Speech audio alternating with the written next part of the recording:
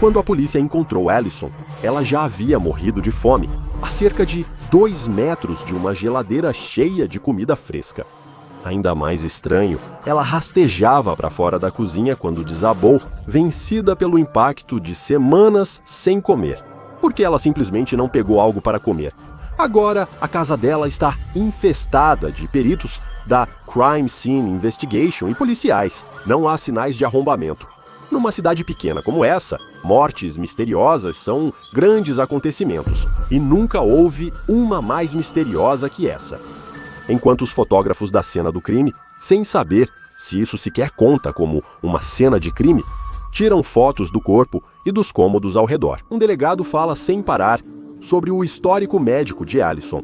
Nenhum sinal de doença mental em seu prontuário, nenhum tratamento para distúrbios alimentares em particular, nenhum distúrbio gastrointestinal, nenhum histórico de uso de drogas.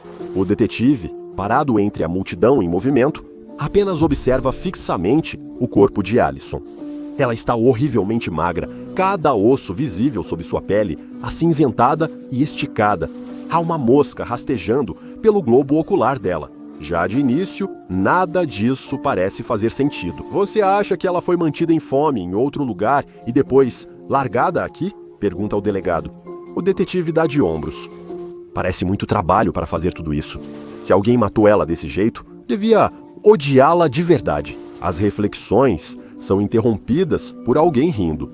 Atitude pouco sensata. Ao ouvir um cadáver, o detetive se vira e vê que é um policial de ronda, parado ao lado da geladeira e olhando mais de perto para o pedaço de papel preso no compartimento superior do freezer. Você poderia dizer que é arte por alguma definição juvenil. Arte danificada pela água, feita com canetas hidrográfica e esferográfica, mostrando montanhas, casa, poço, cachorro, filho sorrindo ao fundo e homem vestido de chefe. Quem desenhou isso não devia ter mais de 10 anos. O detetive balança a cabeça. Mostre um pouco de respeito, cara. O policial tenta segurar o riso e aponta para o desenho. Desculpa, chefe. Admirei a obra do pequeno Rembrandt, o que diverte alguns peritos. Eles coletam digitais no balcão da cozinha. Eles já achavam que vir aqui era perda de tempo. Claramente, o que eles estão vendo é só um acidente trágico, não algo que exija uma investigação minuciosa. Um deles cria coragem suficiente para dizer: talvez o crime que deveríamos investigar aqui seja quem roubou aquela peça do Louvre. Mais risadas de todos, menos do detetive, que aparentemente leva seu trabalho muito mais a sério do que todos os seus colegas. Afinal, morrer de fome é uma maneira horrível de partir. Nas horas seguintes, tudo acontece rápido, mas o detetive segue olhando para a geladeira, desenhando. Legistas chegam e levam o corpo de Allison para a autópsia. Fotógrafos da cena do crime registram todos os cômodos, enquanto policiais e peritos encerram o expediente. Não demora muito até que tudo o que resta é o detetive e o delegado. Quer ouvir minha opinião, chefe? O delegado diz, fechando o casaco: ela surtou. A vida estressante pode levar as pessoas à loucura. Ela deve ter simplesmente, decidido parar de comer. Deixar a natureza seguir seu curso. O detetive está matutando uma ideia estranha. Ela tem filhos? O delegado balança a cabeça. Se tivesse, já estariam em casa, sobrinhas, sobrinhos, filha única, segundo minha pesquisa, chefe. O detetive encara a geladeira e pergunta: então quem desenhou isso? O delegado permanece sem resposta. Com luvas, ele retira o desenho da geladeira, dobra e coloca no saco de evidências. Eles descobriram tudo o que podiam por hoje. E ainda há tantas coisas horríveis para descobrir. Mais tarde, depois de horas no trânsito, o policial chega em casa em seu apartamento de um quarto. Ele está ansioso para voltar ao lar quando Sandra se recuperar e deixá-lo entrar novamente. Sim, ele teve alguns casos e às vezes bebia demais, mas ser policial é um trabalho estressante. Um homem precisa de válvulas de escape, entra, fecha a porta e ri sozinho sobre isso. Rembrandt Singer de antes. Ótimo trabalho, Arne, ele pensa, engraçado e culto. Existe algo que você não consiga fazer? Mas o brilho não dura muito tempo. Ele está sozinho no apartamento, acha isso estranho. Ele sempre se considerou do tipo corajoso, mas cada canto sombreado, cada porta aberta, parece pressagiar algum mistério sombrio. Alguém o espera em seu apartamento? O policial de ronda não costuma arriscar. Ele já foi conhecido por ser um pouco nervoso no trabalho, o que já lhe rendeu uma advertência antes. Mesmo assim, ele saca a arma de serviço e vasculha os cômodos. Os três checam se há intrusos. Sou policial armado. Avisa em voz alta. Se alguém estiver aí, essa é sua chance de se render. Vou usar força letal. Nada. Apenas cômodos vazios. Por que ele está tão paranoico? Logo hoje à noite? Devo estar ficando doente ou algo assim? Pode ser todo esse estresse do trabalho. De novo, ele decide ir para a cama, sem jantar. Talvez dormir até mais tarde na manhã seguinte, até que o ronco do estômago o acorda no meio da noite e o arrasta para a cozinha. O policial de patrulha carrega sua arma de serviço até de pijama. Ele ainda sente que algo está errado em seu apartamento hoje à noite. E de certa forma, ele está certo, só não do jeito que pensa. Ele verifica a geladeira. Não há mantimentos. Claro, ele ainda não se acomodou tanto assim, mas ainda tem metade de um sanduíche enrolado em papel alumínio, perfeito para um lanche noturno. Mas ao dar uma mordida no sanduíche frio que sobrou, ele sente uma dor terrível. A dor atravessa seu abdômen como uma lâmina perfurando as costas. O policial grita terrivelmente, enquanto o chão de azulejos da cozinha parece saltar para ele. O detetive só saberá o que houve com o policial em alguns dias. Ele ainda está investigando a misteriosa morte de Allison. E é isso que o leva ao Instituto Médico Legal para ver os resultados da autópsia da infeliz mulher. Allison está sobre a mesa, coberta por um lençol fino, preservando alguma dignidade mesmo na morte. O legista está analisando atentamente sua prancheta. Terrível maneira de morrer, inanição, ele diz. Ela ficou 3 semanas sem comer, usou todo o glicogênio e o corpo passou a consumir os músculos. Náusea, vômito, diminuição das funções cerebrais e do sistema imunológico. Foi um ataque cardíaco que a matou, após todo o estresse causado ao próprio corpo. O detetive, que já tinha visto algumas das piores coisas que uma pessoa pode fazer a outra, ainda precisa reprimir um arrepio só de pensar nisso. Como alguém se deixaria morrer assim? Há indícios de que ela foi sequestrada e mantida contra a vontade, doutor? O detetive pergunta. Ferimentos de defesa, hematomas, marcas de amarração. O legista nega, balançando da cabeça. Não, nada disso, ele diz. Mas tinha algo um pouco estranho. O fígado dela parecia como se faltasse um pedaço, extraído cirurgicamente. O mesmo ocorre com a vesícula biliar dela, mas isso não condiz com seu histórico médico e não achei cicatriz cirúrgica no corpo. Agora isso é estranho. O detetive anota isso, agradece ao legista e, ao sair, é interrompido novamente. Ah, detetive, quase esqueci, diz o legista. Havia pedaços de papel rasgado sob as unhas dela. Não consegui identificar o que era, pois as partículas eram pequenas. O detetive também anota isso. Todas essas peças caindo no tabuleiro. Mas como elas se encaixam? Ele ainda não sabe. Na delegacia, o caos continua. Muitos ligaram relatando doenças e sintomas variados. Então o detetive precisa fazer trabalho dobrado, corrigindo o trabalho dos outros. Enquanto cataloga as evidências e preenche a papelada, ele mantém todos os detalhes na cabeça. Nada indicava que outra pessoa fez isso com ela. Danos incomuns em órgãos internos, papel sob as unhas e ainda assim, além de tudo isso, uma mulher morreu de fome ao lado de uma geladeira cheia, afastando-se dela no momento da morte. É estranho e perturbador que ele não tenha buscado o alimento que salvaria sua vida com facilidade. Por que ele não consegue parar de pensar no desenho na geladeira, aquele que não tinha motivo algum para estar ali? Enquanto isso, do outro lado da cidade, uma mulher chega em casa com o carro cheio de compras.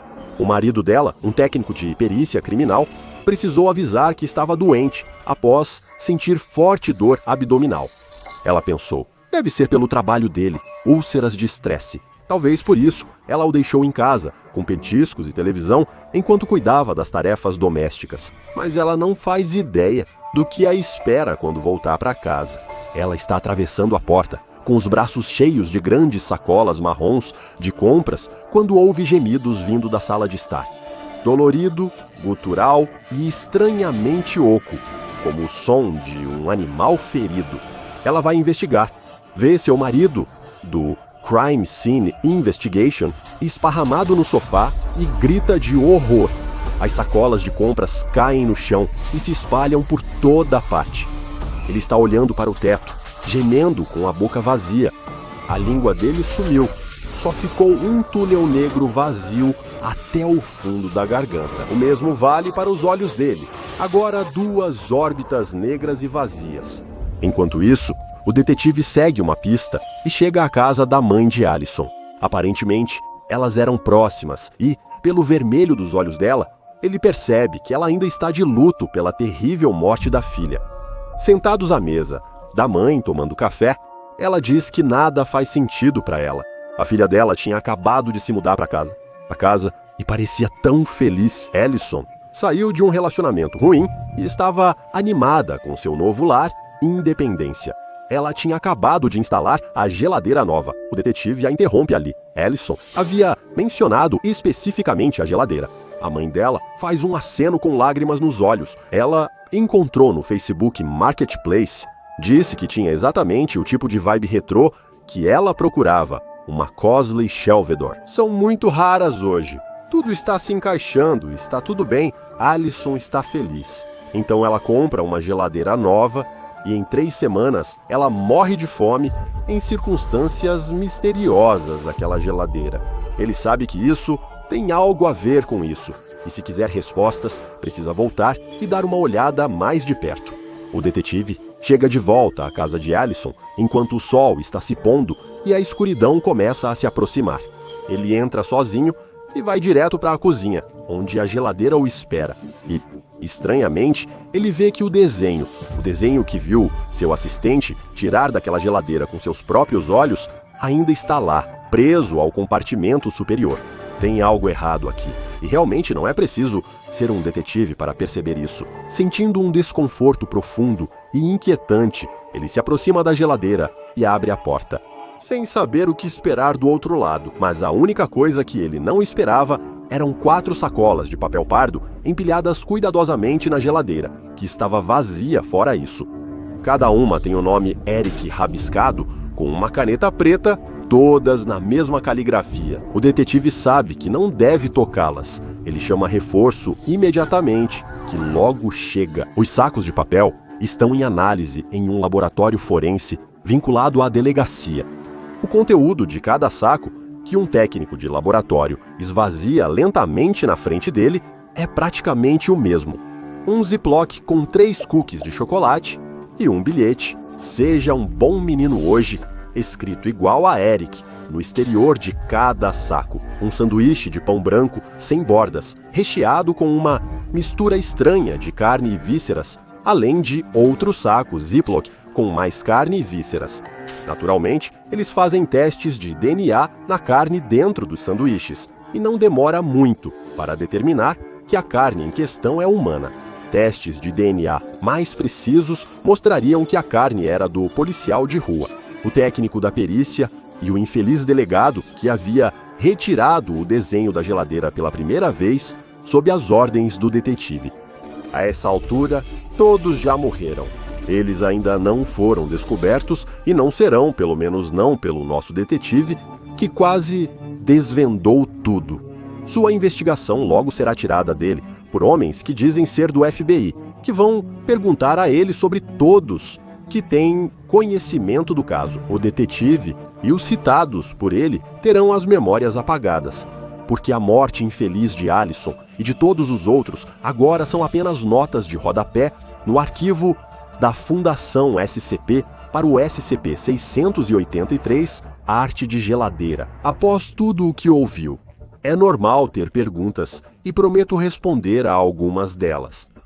Por que todas aquelas pessoas morreram? E por que Allison morreu de fome, enquanto os outros tiveram carne e órgãos roubados para lanches macabros? A verdade é que todos eles tinham uma coisa em comum. Ou tentaram remover ou expressaram verbalmente um pensamento insultuoso sobre o desenho na geladeira anômala SCP-683. Qualquer uma dessas ações ativa o efeito principal da geladeira assustadora. Na próxima vez que você tentar comer, cada mordida que você der resultará instantaneamente na remoção de uma quantidade igual de massa corporal por meios desconhecidos. O processo é extremamente doloroso quando acontece, mas as partes que você vai perder não vão te matar, até que você atinja o limite de perder exatamente 42 quilos de carne, órgãos ou até mesmo pele.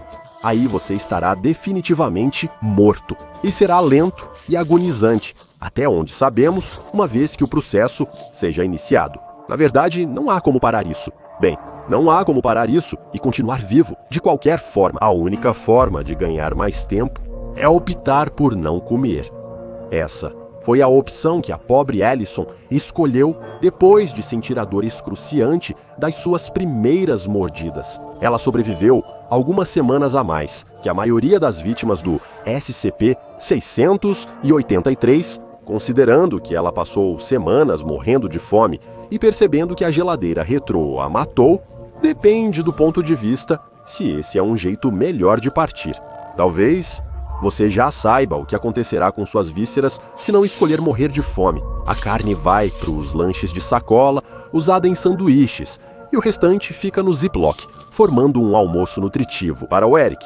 Todas as sacolas estão para o mesmo Eric em quem a Fundação confia atualmente. Também desenhou a imagem que serve como vetor para os efeitos perigosos e anômalos do SCP-683. Além disso, caso você esteja se perguntando, os 3 cookies de chocolate são completamente não anômalos. Pelo menos isso é um prêmio de consolação. Após muitos testes com classe D, que causaram várias mortes e o surgimento de muitos almoços embalados na geladeira, a Fundação, pelo menos, descobriu alguns detalhes interessantes sobre os mecanismos pelos quais essa anomalia estranha e assustadora funciona. Queimar a arte não ativa os efeitos da anomalia e, assim como ao removê-la manualmente, ela sempre reaparece na geladeira em até 68 horas após a primeira remoção. Mesmo quando destruído, por causa da inclinação natural do corpo humano contra a autodestruição, muitos dos classe D usados nesses testes se recusaram a comer comida para fins de teste, optando, em vez disso, pelo caminho da fome. Mesmo assim, isso deu à Fundação opções interessantes para testes. Quando os sujeitos desmaiaram, eles foram intubados e alimentados por via intravenosa. Ao fazer isso, a Fundação descobriu que isso faz com que a carne desapareça, assim como acontece ao consumir alimentos sólidos. No fim, Eric precisa garantir seu almoço mórbido de qualquer forma. Neste momento, Eric é considerado pessoa de interesse pela Fundação SCP, se é que é só uma pessoa. De maneira inquietante, a Fundação quase nada sabe sobre essa figura enigmática. Além disso, ele já está ligado a 2 outras anomalias: SCP-066, o brinquedo do Eric, e SCP-168, a calculadora senciente. E enquanto o SCP-168 permaneceu inofensivo, apesar de atrevido, o SCP-066 mostrou grande perigo quando provocado. O 066 era uma bola de lã inofensiva que mudava de forma ao reagir a sons como música. Após um experimento da Fundação que cortou parte de sua lã, ele passou a ser violento com quem se aproximasse. Esse tema é recorrente.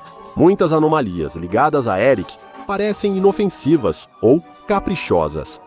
Mas se você cometeu o erro de atacar, ou, no caso do SCP-683, até mesmo menosprezá-los, haverá um preço alto a pagar por suas indiscrições, por causa do perigo potencial que pode recair sobre as pessoas, até por ousar comentar negativamente sobre a ilustração na geladeira. Ele recebeu a classe de contenção Euclides, reservada para anomalias que reagem de forma imprevisível em um cenário de contenção.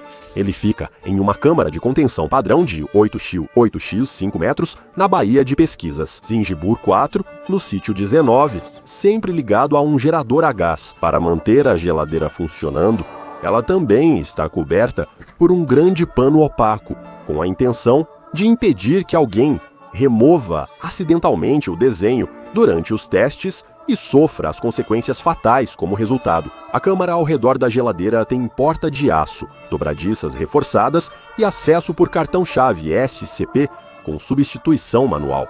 Por causa do risco que até mesmo ver a arte e assim ser capaz de comentar sobre ela representa. A cela não tem janelas, as câmeras vigiam só a porta externa.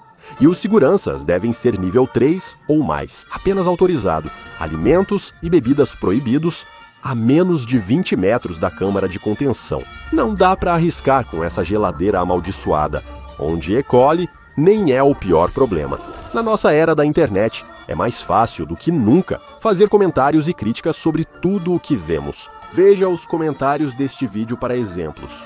Os perigos do SCP-683 nos lembram de refletir antes de comentar sobre uma obra de arte, pois nunca se sabe quando ela está ouvindo. Acesse o Patreon do Dr. Bob e torne-se pesquisador júnior. Agora, assista a outra entrada dos arquivos dele, como o SCP-1550, a compilação dos 12 melhores animais SCP de estimação personalizados do Dr. Wondertainment.